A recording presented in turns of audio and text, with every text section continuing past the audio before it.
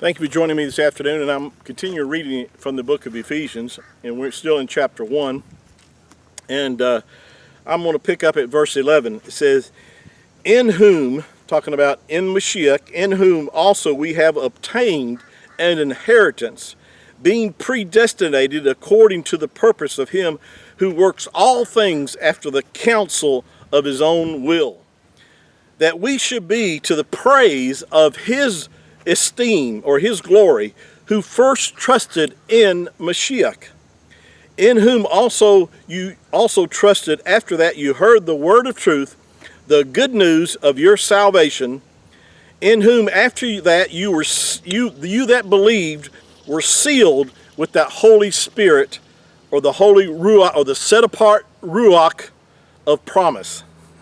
Oh, this is so good. This is talking about because you have believed, because you have trusted, placed your trust in the Mashiach, in the Messiah. Paul says, because of that, he says, you that believed were sealed with the set apart Ruach, and that's of course the Ruach of Yahuwah, that of promise. It says, in other words, this was according to the promise that Yahuwah made himself in the book of Jeremiah, also revealed in the book of Ezekiel, where Yahuwah said, "A new covenant will I make with the house of Yasharel in those days, that I will put my spirit," or my Ruach, "in them, and they shall be my people, and I will be their mighty one." See, and this is the reference that Paul is making reference to here, writing to the believers there, letting them know that they're sealed with the set apart spirit of Yahuwah, his Ruach. The set apart Ruach is the Hebrew word for spirit, Ruach. So this is talking about that we are sealed. That, in other words, Yahuwah, that's our seal of redemption. It also makes reference in another part of the scriptures that it's that we have received the earnest of the inheritance, talking about the down payment of our redemption is actually his Ruach.